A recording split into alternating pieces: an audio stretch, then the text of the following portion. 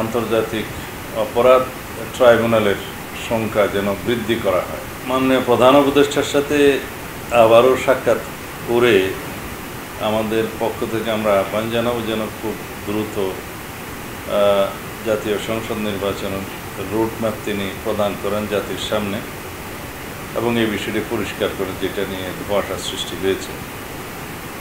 আর তারপর আমরা এটাও বলে আসব, যদি এই বিষয়ে কোনো বিলম্ব হয়, যেহেতু জাতির মধ্যে একটি অস্থির ভাব লক্ষ্য করছি আমরা, সমস্ত বিষয়ে একটা অস্থিতিশীল অবস্থা সৃষ্টি করার ষড়যন্ত্র তো অব্যাহত আছেই, সেটা নিরসনের জন্য আমরা অবশ্যই আমাদের বক্তব্য নিয়ে জনগণের সামনে হাজির হব। এটাকে আপনারা আন্দোলনও বলতে পারেন। গণতান্ত্রিক রীতি অনুসারে আমাদের পরবর্তী পদক্ষেপ হিসাবে আমরা সবার সাথে আলোচনা করে আমাদের সাথে যারা যুগপৎ আন্দোলনের সঙ্গী সহ আরও অন্যান্য গণতান্ত্রিক দলের সাথে আলোচনা করে আমরা আমাদের করণীয় নির্ধারণ করবো এবং আমাদের বক্তব্য নিয়ে জনগণের সামনে যাব।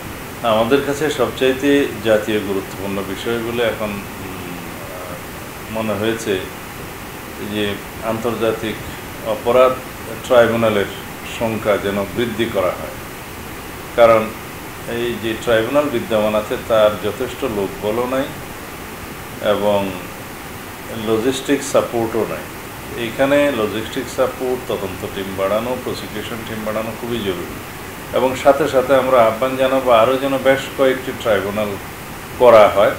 দরকার হলে বিভাগীয় পর্যায়েও ট্রাইব্যুনাল করা যায় কিনা সেই বিষয়টি পরীক্ষা করে দেখা যেতে পারে।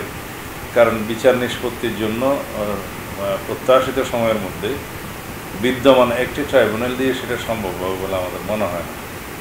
তো সেটা খুব গুরুত্ব সহকারে ভাবার জন্য এবং এটার বিষয়ে পদক্ষেপ নেওয়ার জন্য আমরা মাননীয় প্রধান উপদেষ্টা সহ সরকারকে অনুরোধ জানাব।